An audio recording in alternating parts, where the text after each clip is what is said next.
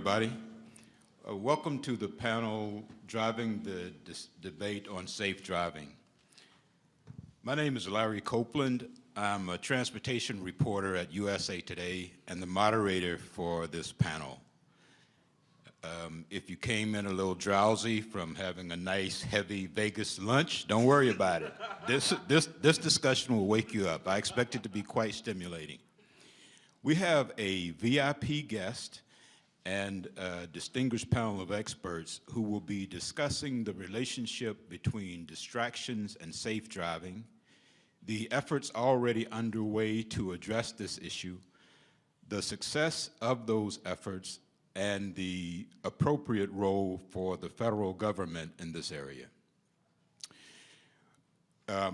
We will be going with first our VIP guest, whom I'll introduce in just a moment, will give us an introduction, and then each of the panelists will take a few minutes for opening remarks.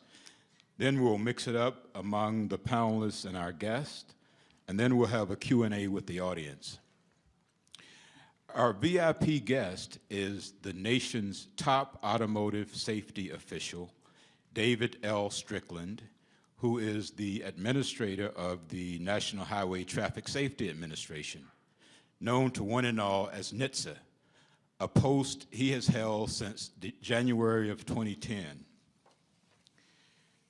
He oversees the broad range of vehicle safety and policymaking programs under NHTSA's jurisdiction and leads the agency in its efforts to educate communities on the dangers of drunk driving, to encourage seatbelt use, and to address pedestrian safety concerns, among other issues. He is a native of Atlanta, Georgia, which is also my hometown. Go Falcons. He earned his JD degree from Harvard Law School and his BS degree in Communication Studies and Political Science from Northwestern University.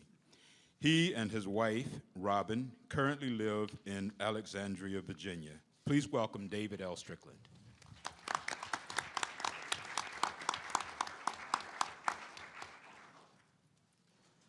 Well, good afternoon, everyone. And Larry, thank you so much for the gracious introduction. Actually, this is my first time actually meeting Larry in person. I just want to take a moment to thank him for his fantastic coverage and support of a number of issues that are very important to our agency, including our work to keep children safe and from being left behind in hot cars. Larry did a fantastic piece for us not too long ago, and frankly, it's still reverberating with folks. So, Larry, thank you so much for your honesty and your intelligence and your commitment to getting the word out and really sort of taking us a challenge on some of the issues that sometimes we may not necessarily agree on, but you've always been very fair to us. This really is an odd moment for me as NHTSA administrator. I guess every NHTSA administrator sort of has a circuit in the beginning of every year. It's usually the beginning of new car season and introductions at auto shows, and we usually start in Los Angeles, LA Auto Show, Detroit Auto Show is next week, and then Washington Auto Show is at the end of January, then you roll into spring and New York Auto Show. And you know, it's a regular thing where you have the opportunity to see the work of the manufacturers are doing, and they usually show different products at different venues, so you have to touch all of them. But it's really nice to know that that I need to have a conversation with Mr. Shapiro about renaming CES, because frankly this is becoming as much of a next auto show as opposed to any of the others. So it really is heartening to see how frankly there's a convergence of what is a notion of cutting edge technology and consumer electronics, which is frankly the most pervasive mode of transportation in America, the automobile, but it's also a consumer product. And the fact that these are being married together and being recognized as such, it really is an exciting evolution in what we sort of think about and do in terms of transportation and individual mobility in general. The issue that we're going to be discussing today is distraction. It's an issue that frankly the department has always been working on. Distraction is nothing new. There's been distraction since you had the first AM radio and the first automobile. Frankly, you had the first distraction since you had the first passenger in an automobile. But with the advent of devices and new services, it really has sort of captured the nation's mind share. And more specifically, my boss, Secretary Ray LaHood, has taken this up as a personal cause.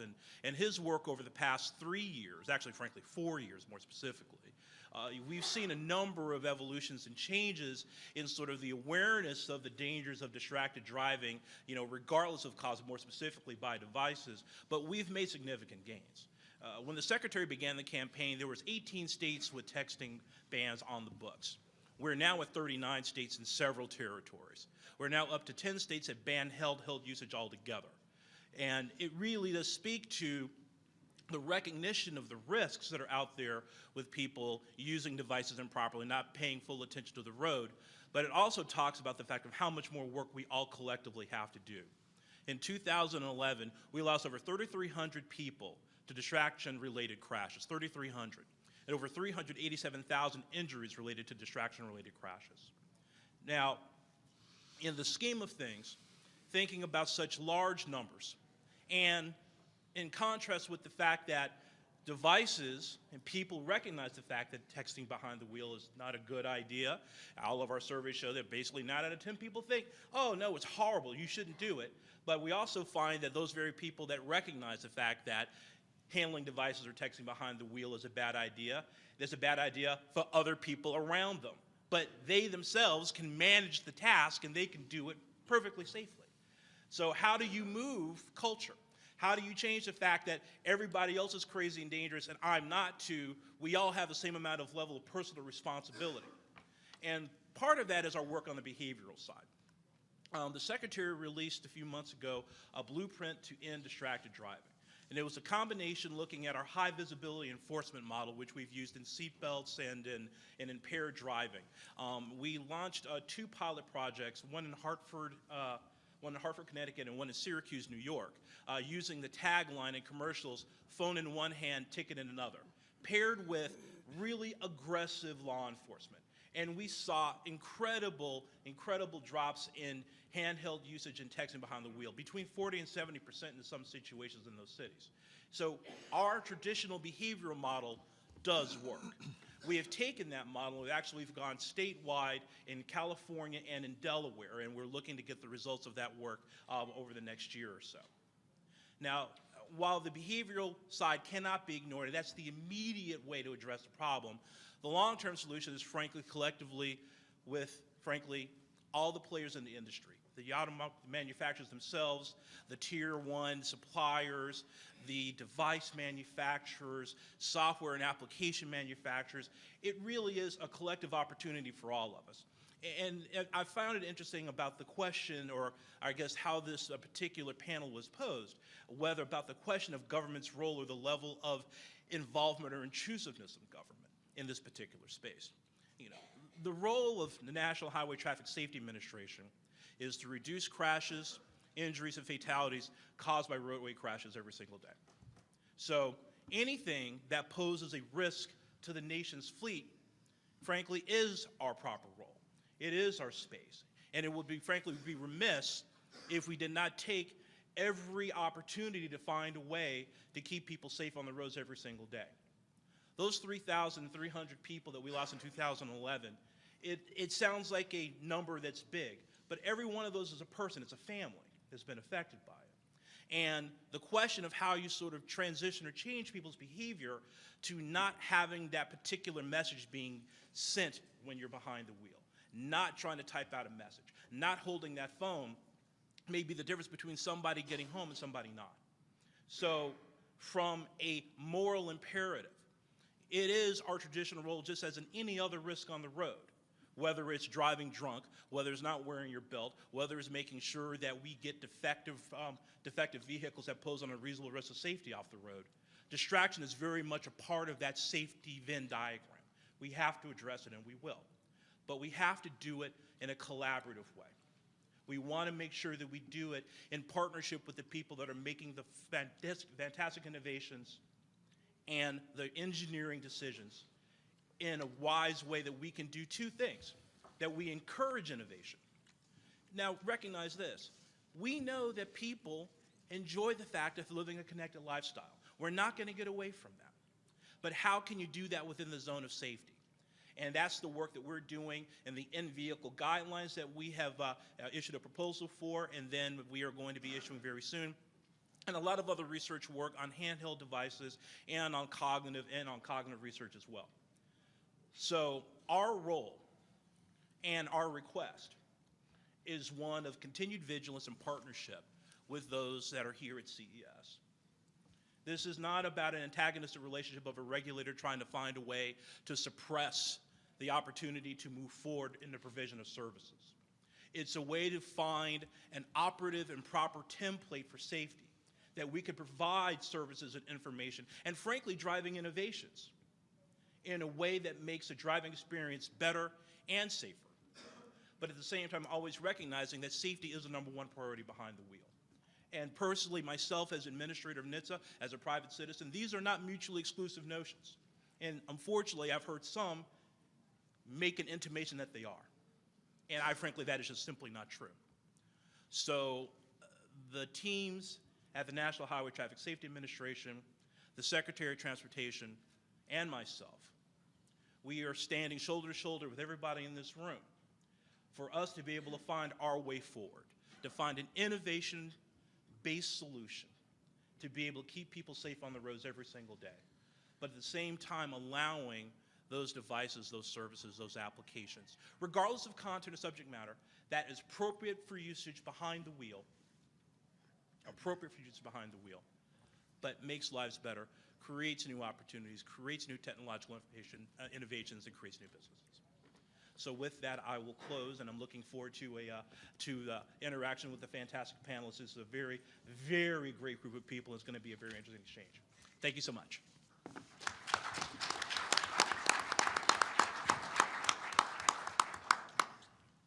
Thank you, David. Our first panelist is Isaac Littman, who is CEO of Mobileye Products. He joined Mobileye after serving as CEO in several Israeli high-tech companies. Mobileye is the technology leader in collision avoidance systems, advancing driver safety through collision prevention and mitigation available both as aftermarket and as OEM. Mr. Littman graduated from the Tel Aviv University Law School and holds a BA in economics from Tel Aviv University and an MBA from Bar Ilan University. Isaac Littman.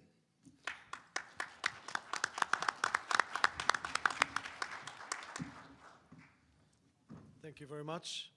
Well, I couldn't help hearing Administrator Strickland, and there are many things that I couldn't agree more.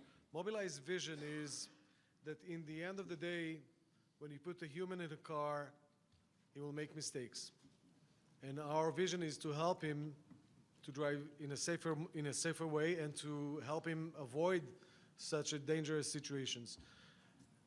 I'm sure that if a research was done on the effects of distracted driving before the phone was invented, we could have still identified trends of distracted driving. People will always find something to do. If it's a cell phone or if it's a text message, if it's drinking, if it's grooming, if it's shouting at the kids at the back or thinking of what happened last evening or 1,000 other things. And according to NHTSA's numbers, today 93% of the accidents are because of the human factor, of which 80% are because of driver inattentiveness during 3 seconds before a collision. So we realized very soon that if we would like to avoid these accidents, we need to help the driver. We know today that the cars have done a great leap forward, and the cars today are much safer. The infrastructure is much better. The driver, the human, is still at fault, is simply human. So taking the human out of the equation and talking about autonomous vehicle, it will take us hours now. It will happen in the future, but by the time that it will happen, we need to assist the driver. This is why driver assistance systems coming into action. And by allowing the drivers to have a system in his car, it doesn't mean that he can text or do any other things, but we are there in order to help him in the weak moments that he doesn't pay attention, not because we allow him to do so, but because we know that it will happen no matter what we do.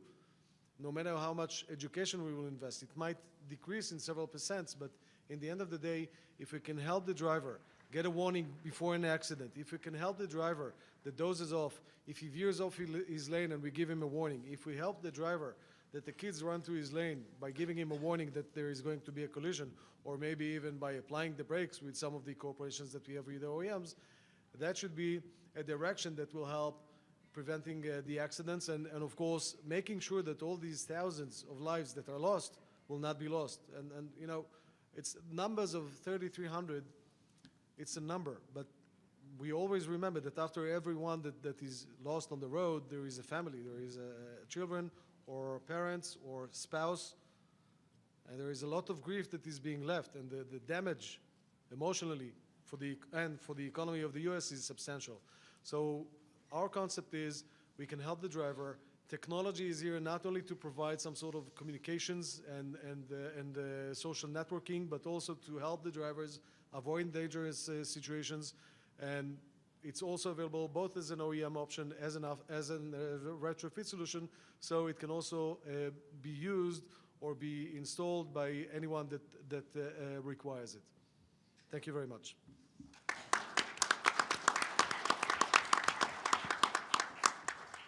Thank you, Isaac. Our next panelist is Link Hoeing. Am I pronouncing that right, Link? Correct. Who is Vice President for Internet and Technology at Verizon. And the rest of you guys can sit there, or you can come up here, whichever is more comfortable for you. If you do sit, just please, the ladies at the back said to make sure you keep your mouth close to the microphone so people can hear.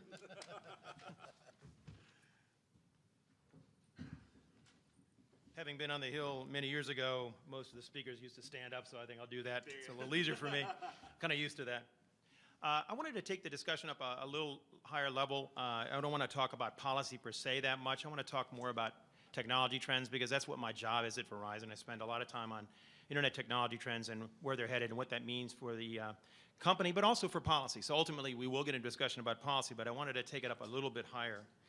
And one of the trends that I followed for a long time now has been the transformation and convergence that's resulted from the impact of IP-based technologies on everything from manufacturing to video. For example, I'm a member of the National Association of Manufacturers Technology Committee, and one of the things that's really fascinating in manufacturing is how much of the value of a product made today in a factory actually is not in the product itself or the materials that go into it, but actually in information communication systems that are used to make that product. 30% is actually what we call ICT, or information technology, promoted types of things like communications and CAD/CAM scans and that kind of thing. So innovation powered by the convergence enabled by broadband and information technology has been transforming the communications for many, many years now. I've seen it certainly at Verizon. I've been there for almost 25 years now, and over the years you've seen it transform many, many segments of our industry. Everything from how video is distributed to how communications today is done. Online voice services, for example, now done over the internet and not over traditional telephone networks. Transformation and convergence has been occurring in the auto industry too for a number of years, and it's now picking up steam, and you certainly see it, as Administrator Strickling said, in today's CES show. How many auto companies are here? At our Verizon booth, you will see a car too. We have recently purchased a company, Hughes Telematics, that's very much involved in the telematics area, working with companies like Mercedes-Benz. So take a look at that. I think you'll find it fascinating. The potential of mobile and OEM or built-in technologies to help reduce congestion, improve public safety responsiveness, improve efficiency, and make travel a better experience is now beginning to be recognized. And it's really interesting if you look at how some of these technologies already are doing that. I spent a lot of time with some companies that are working, because I'm a member of another group called ITSA, which works on essentially smart transportation problems. And they're working with companies that are making smart parking systems, so that when you go to a city, you no longer have to spend a lot of time driving around. You would not believe how much gas is wasted. It's a huge amount of gas because we spend so much time trying to find parking places.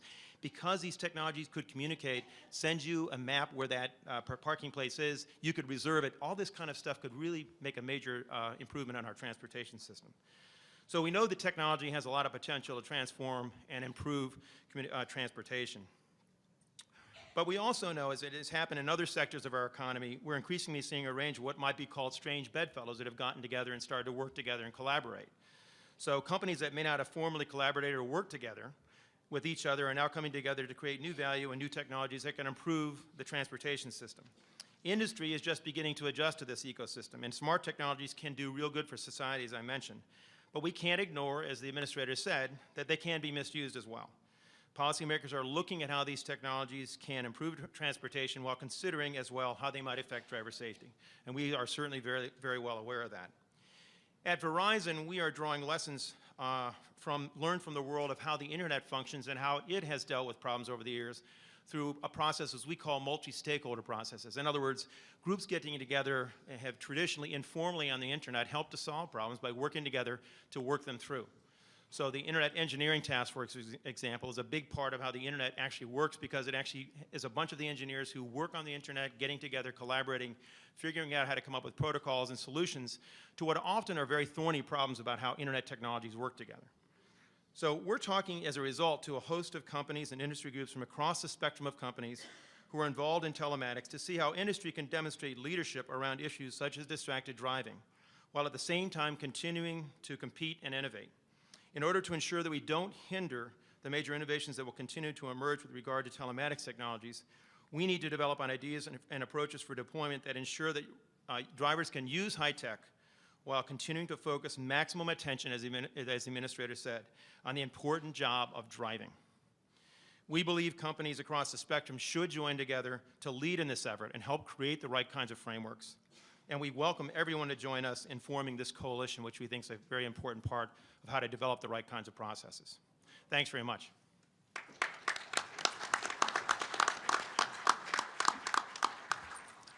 Thank you, Link. And next we will have Brent Olson, who is Vice President Public Policy at AT&T. All right, thanks, Larry. I think I'll speak safely and stay seated. Carry a big stick. That's your job. No, I'd like to. Well, I'll first start off by saying I think the era of the connected car is definitely here, because I just got off the automotive. I came from the automotive hall here, and I think I noticed that I can still hear. So usually when I go through there, the thumping subwoofers is the last thing I hear coming out of the door. And this time I came out, and most of what I heard was the silent hum of servers and computers. So that's a good sign, I think. I think Link made a lot of great points. Obviously, AT&T and Verizon have similar interests, similar business interests when it comes to technology and enabling technology with our technology and our networks. We've made a big announcement in the fall from our senior executive team saying that connected car technologies was going to be a big push. It has been a big push, but it's going to continue to be a big push for AT&T in the coming years. And we are working with a number of the auto manufacturers and other stakeholders to enhance that technology and really make a connected car a reality, one that can access the cloud and actually assist the driver and enable the driving experience to be a better experience for both the driver, the passengers, and others on the road, including pedestrians. And that's going to be something I think we watch going forward. But I want to focus my opening remarks here on a campaign that AT&T has been leading since 2009, where we've been focusing on trying, like Administrator Strickland was talking about, focusing on stopping the behavior of texting while driving, which really is stopping the behavior of distracted driving by using devices like a mobile device. We identified early on as a provider of these services, our users use upwards of 800 billion or send upwards of 800 billion texts or so, 700 to 800 billion texts per year. So there's a lot of text messaging going on. And we saw early on that there could be bad behaviors that are associated with it. Obviously, it brings tremendous amount of benefits to people, and I'm sure there's people texting in the room right now. So obviously, you can stay connected with your family, friends, what have you. But there's a time and a place. And AT&T has always promoted using our technologies and our services in a sensible manner. So we created the It Can Wait campaign in 2009, and it was really built around the simple message of no text is worth dying for. And that came to us by doing some focus groups. We were really figuring out what message is going to work here, because we knew we had to keep it simple, and we were really trying to focus on teens, because they text, obviously, well, they at least used to text more than adults, but they still tend to text more than adults. And they're used to, they're building up, or they're growing up in the multitasking world, and obviously they also think they're impervious to risk and things like that. So we really focused the message on them, but we realized early on that a message based on "you can't do it" wasn't going to work. It was needed to be based on something that was experiential, something that they felt they could see that there were problems with it. So by having this campaign based on No Texts Worth Dying For, we had a bunch of people in a room read off their last text in their phone. And many of it or most of it was pretty trivial stuff. And people, I think it was a powerful message. Like, is that message, if you type that message while you're driving down the road, really worth dying for? You also may have seen some ads we've had on television. I know a lot of people saw around the Olympics. There were a number that we were running where we actually had some young adults who had been involved in pretty horrific accidents that involved texting while driving, and those were very powerful. But the core of this campaign, to be honest, has been one that we have led, but more importantly, one that we've engaged with partners. I mean, we've really focused on this campaign on working with the Department of Transportation, law enforcement, but also other entities out there, like John's organization, student organizations, the National Organization of Youth Safety, school officials and the like, because we know that it's about getting the message out there and having your peers tell you that it's important not to do. In fact, we've done a survey recently where we're trying to figure out what messages work and don't, and we've been working with an organization called Connect Safely, and what they determined, or they haven't released their results yet, but the preliminary results indicate that in this case, peer pressure works. 78% of teen drivers surveyed said they're not likely to text and drive if friends tell them it's wrong or stupid. 90% said they'd stop texting while driving if a friend in the car asked them to. 93% say they would stop if a parent in the car asked them to.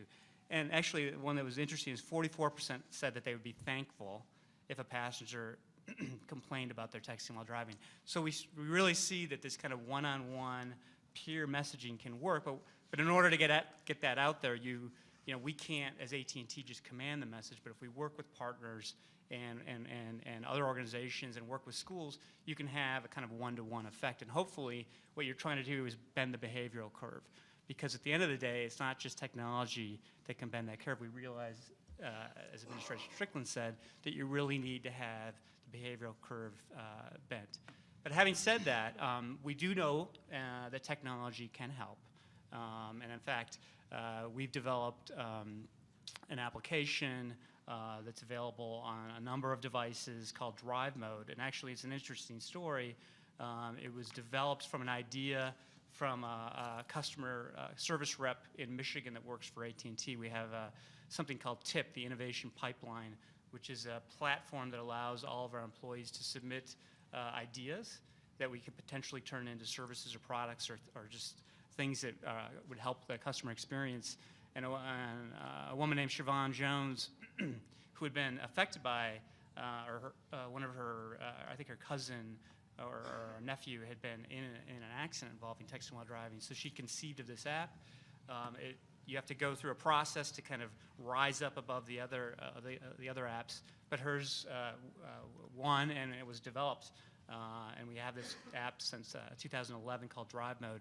And you can put it on your phone, and it essentially works as kind of an out-of-office messenger. It allows you to stop your texting as well as other messaging services and the voice service, and to send people who are trying to reach you effectively and this person's driving, they'll get back to you when they can. It also, we recently added an auto-on feature, so it's triggered by movement of a vehicle.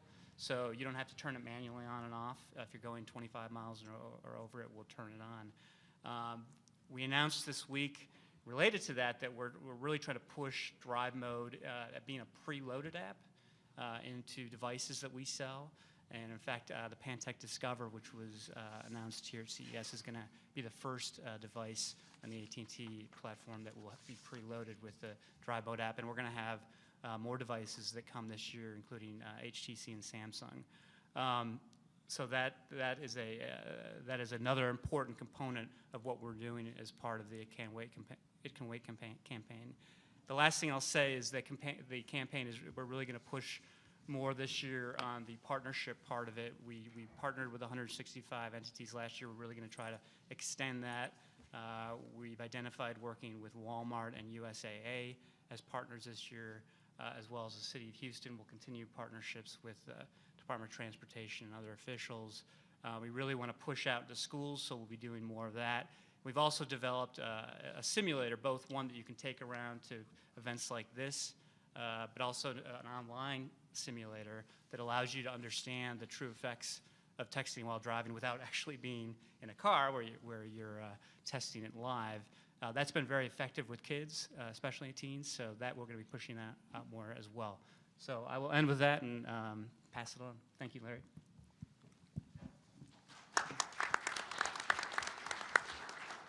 Thank you, Brent. Our next panelist is John Yulcheski, who is Vice President of Strategic Initiatives at the National Safety Council. That's a nonprofit group comprised of safety advocates and an association of business members that was also the first national organization to call for a total ban on all cell phone use while driving. John? Thank you, Larry. Thank you to CEA for the opportunity to be with you. It's really terrific, and I want to tell you that even though we are, and still are, I think, about the only national organization, nonprofit organization, to call for a total ban on all cell phone use while driving, consider us, please, your partner rather than your adversary, because ultimately we think in order to change human behavior, it's going to take a combination of a lot of levers, behavior change, laws, policy, but perhaps in this issue, technology more than ever. And Brent described the kinds of things AT&T are doing, and we're strongly supportive of those things. The things the auto industry is doing in collision avoidance and the things companies like Mobileye are doing in collision avoidance and crash avoidance are tremendous. And we have long relationships with the auto industry. But we diverge on a couple of important points, and I just want to kind of talk to you about those points just to kind of get them out and to kind of reflect on our point of view. We're a business organization.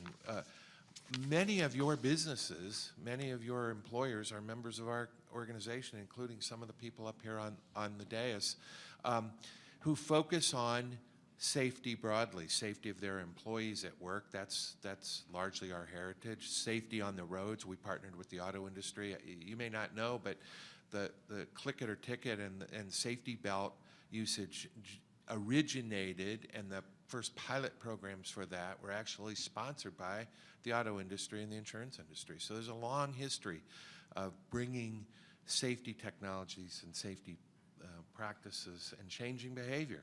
And we want to try to do that in this issue. There's a couple of important points that I'd like to make. One is, I've seen a tendency of some folks to lump all distractions together and to say all distractions are the same. And I want to just give you a frame of reference for thinking about distractions, because what led us to the point of view about focusing specifically on cell phones is this frame of reference that I want to give you. First of all risks are not the same. The risk of eating a hamburger, drinking a cup of coffee, putting on your makeup, reading a newspaper, listening to the radio are vastly different. And in fact, one of the most dangerous things you can do behind the wheel is turn around in your seat to deal with a child or something in the back seat, okay? Because you've just taken your eyes off the road, your hands off the wheel, your brain is not engaged, and you're in essence not driving the car at all. That's very dangerous. Fortunately, we don't have 100 million people doing that every day for an hour a day. It's not causing a lot of crashes. So just because something is really dangerous doesn't mean that it's causing a lot of crashes and killing a lot of people. On the other hand, there are things that we do a lot. Hundreds of millions of people do it every day, and it's very low risk. Drinking coffee, eating a hamburger, listening to the radio, listening to your music. Those things are very low risk. They cause very few crashes overall. And so while we have high exposure, we've got very few crashes. Now, what makes cell phones so special and why we single them out is because of that combination of risk and prevalence. And that's why they are such an issue. Not because it's the most dangerous thing we do in the car, not because it's the one thing we do more than any other. It's because that combination kills the most people, leads to the most injuries, leads to the most crashes. So we focus on the number of crashes that things are, activities and behaviors and injuries, because our mission is to prevent injury and death. And that's why we focus so specifically on cell phones. Now, we're very concerned about texting because texting is a much higher risk behavior. But right now, by our estimates, talking on a cell phone leads to 7 times more crashes than does texting. Why? Because you have a lot more people doing it for a lot longer periods of time. So while the risk is lower, the exposure, the prevalence is much higher. In fact, the estimates, and we use the estimates from NHTSA, the National Observational Studies, where they have people around the country doing observational analysis of how many people are talking or texting at any one point. We think talking, the combination of talking and texting, is involved in, not the only cause, but is involved in 24% of all crashes. But 21% of that is due to talking, 3% are due to texting. So while texting is a much higher risk, at least today, there's still far fewer people doing it for far shorter periods of time, which is why it's not leading to as many crashes. I just want to get that out there because it's important to not just focus on how dangerous something is, but how many people are engaged in it. So that's why we're really concerned about the internet, proliferation of internet and the connected car. On the one hand, it can provide tremendous opportunities to automate and simplify things that people were doing before that were dangerous. I have no question that a voice-activated GPS system is much safer than a person trying to read a physical paper map while they're driving. No question. I have no question that an automated system that makes it easier for someone to listen to their music is much safer than someone manipulating a device. Where we diverge is that just because you're automating a process doesn't mean you're automating the brain. The risk associated with cell phone use is not where your hands are, it's not where your eyes are, it's where your head is. It is the cognitive distraction associated with the conversation, the cognitive distraction associated with the communication messaging that you're doing with texting. So while we hear things like hands on the wheel, eyes on the road, those are tremendous messages, but they're wholly insufficient for safety. You have to have your hands on the wheel, your eyes on the road, and your brain fully engaged. And that's why we believe cell phone use is so dangerous and why we continue to believe it. Now, who's taken the lead on this? Certainly the National Transportation Safety Board is. As an investigative body, they have taken the lead, and they have joined us in calling for a total ban on all cell phone use. But you know who, and today we have no laws, we have no states that have totally banned all cell phone use. But, you may not know this, there are millions of people that are operating under total bans from their employers. You may work for one of those companies. Now, I'll bet every one of you, your company prohibits you from driving drunk while you're on the job. I bet there's a specific policy preventing that. I bet there's also a specific policy in many of your companies requiring you to wear safety belts when you're at work. Well, there are thousands of companies, major ones, some of the top Fortune 50 companies in the nation, as well as everything, small companies and everything in between, who have put cell phone use while driving on that same list. Why? Because they would not, as an employee of that company, if you were working in a factory or a distribution center or some other job, they would not allow you to do a job in a way that made you 4 times as likely to get hurt. If the company allows you to talk on a phone while driving, the research is clear, established through more than 30 different research studies evaluating hands-free versus handheld, you are 4 times as likely to be in a crash if you're talking on a cell phone. So, companies are banning it. And companies are taking the lead. And frankly, this is not unusual either. Companies had drunk driving policies long before we had .08. Companies had cell phone seatbelt policies long before we had laws. And the same thing is true today. The business community is leading this issue. You know, and we know that it's a long slog to change human behavior. You may not think about it this way, but MAD was formed in 1980. The public attention and the culture of drinking and driving in the 1970s was very different than it is today. It took MAD 20 years after it was formed before we had a national .08 law. Okay? So it may take 20 years for us, I hope it doesn't, to get a national standard around talking on a phone while driving. But we're not going to go away because our business members know that best safety practice is to not take those kinds of risks while you're driving. I tell you, there's a lot of great technologies being represented here, and the ones that simplify and automate processes and make things truly safer for drivers are terrific. The ones that complicate the driving task and make drivers and distract drivers or cause drivers to spend time doing things they might not have done. If a technology leads a driver to spend more time on the internet than they would have otherwise while they're driving, or posting to a Facebook page while they're driving, then that isn't actually a safety benefit, because you're actually just increased exposure and prevalence. And so it's an important context to think about what behaviors are the technologies leading to. And I would just say one more thing. The ultimate technology that we hope will be widely adopted is an expansion of what Brent talked about. It's an expansion that is, and the technologies exist today, where your phone is off when the car is in motion. And it's an auto message. Those technologies exist today. We would hope that, and there are a lot of people that want to buy them. Companies that have total bans want to buy cars for their fleets where their employees don't have the option to drive, and put those technologies either on the mobile handset or on the vehicle. They want them. The fleet owners that we talk to want those vehicles. Parents of teenagers want those on their cars, to be able to block out a teenagers from using a phone while they're driving. So we would encourage the continued development of those technologies, because frankly, if we can get a lot of people using those technologies, maybe we won't need laws to fundamentally change behavior and to stop people from engaging in the most risky activities. I'll just say one thing about the role of the federal government. When it comes to impaired driving, and frankly, talking on a cell phone is a form of impaired driving, the federal government has played a significant role over time in getting states, providing incentives to states to act. We got a national standard for drunk driving because of that. We would see that being a significant kind of federal role, and we've begun down that road because there now are, in the latest transportation law, incentives to states to pass texting laws, and we're hopeful that's just the first step. So I'll stop now, but I welcome the opportunity to be with you. Thank you. Thank you, John.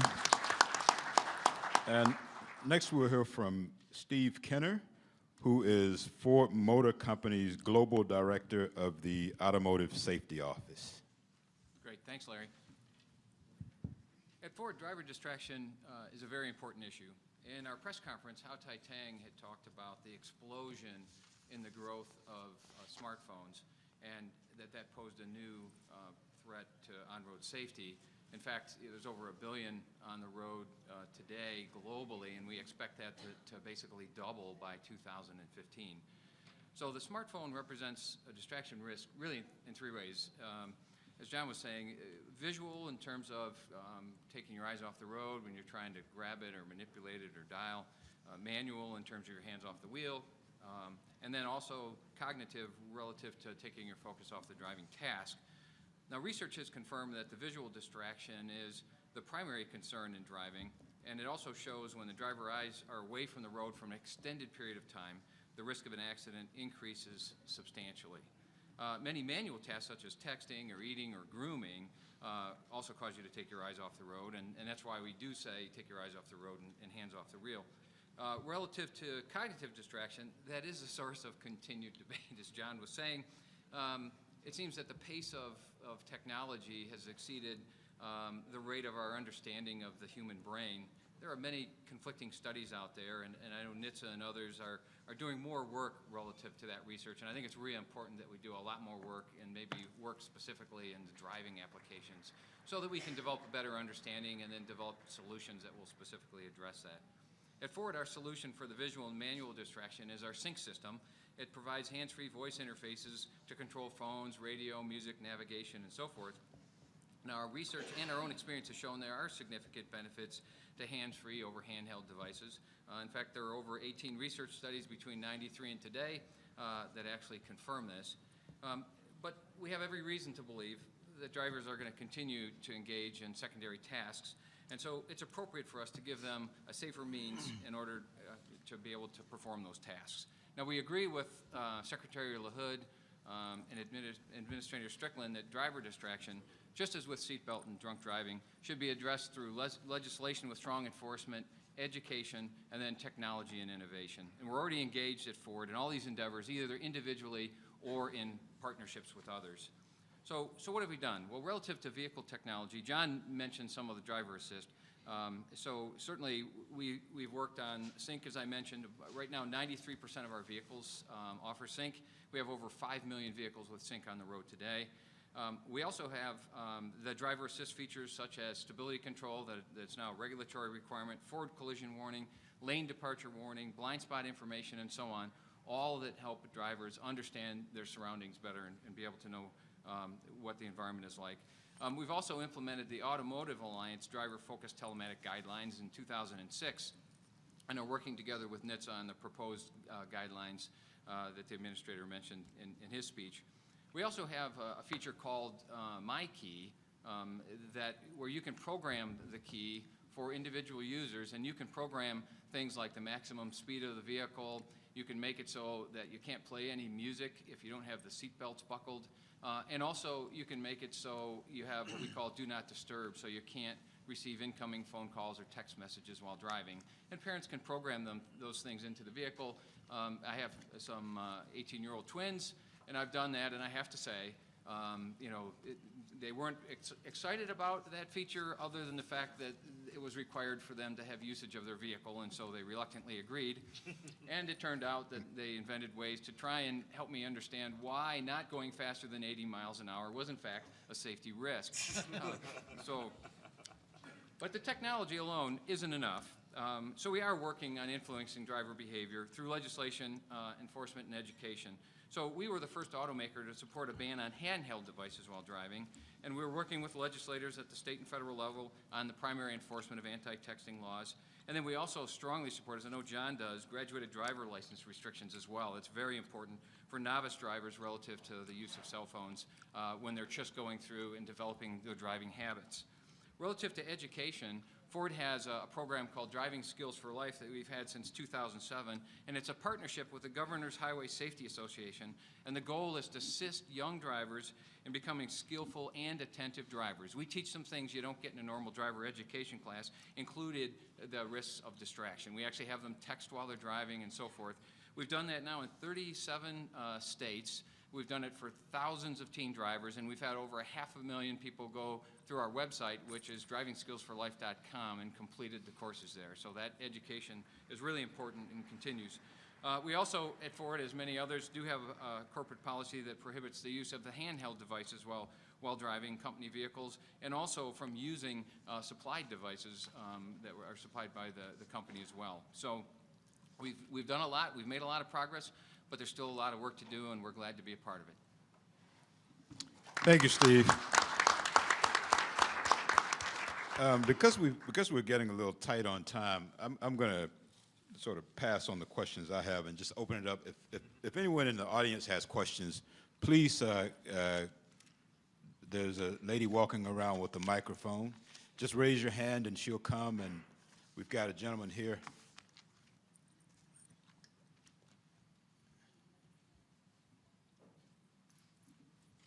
Hi, how are you? Thanks for putting this together.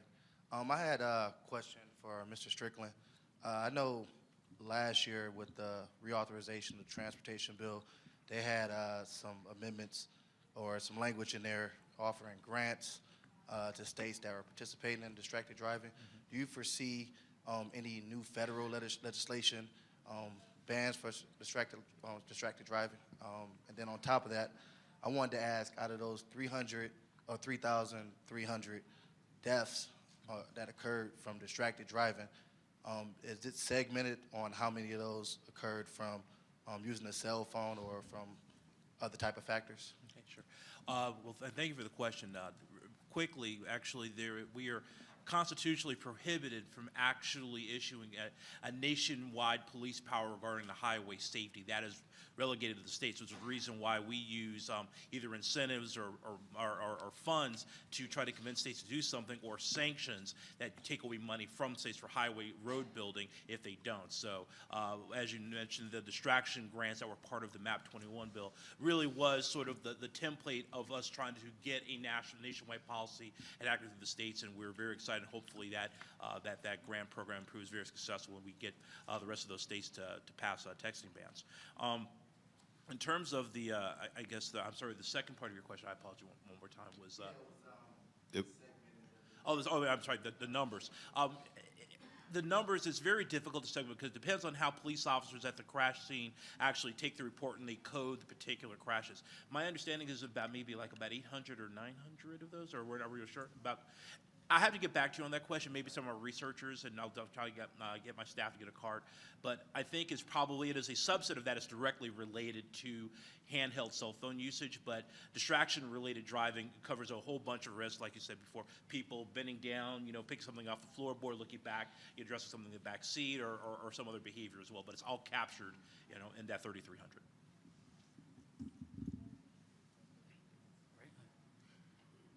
John Warniak from SEMA, and we had a panel earlier this morning. We touched upon distracted driving, et cetera. But I guess to all the panel members, what are you doing, or what do you see?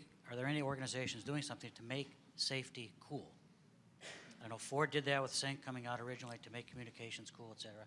There's a whole generation that could care less about driving than their parents did. And to them, and you've heard the quote before, driving is the distraction. If you ask me or force me to go off the grid, I'll find a way to get on the grid, or I won't drive. Do you know of any organizations trying to make safety cool? We're trying to do that at SEMA because we're all for it, all in alignment, no doubt about that. But making safety cool, making that emotional connection to wanting to do these things is the golden nugget. That's what we all want.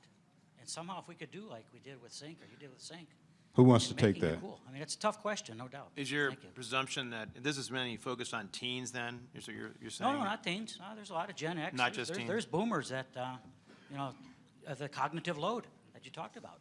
It may not be texting or driving. It may be the ability to think. But I think maybe autonomous systems are the ultimate solution for distracted driving. I don't know. Does it take over after you've glanced away from the windshield after 2.5 seconds?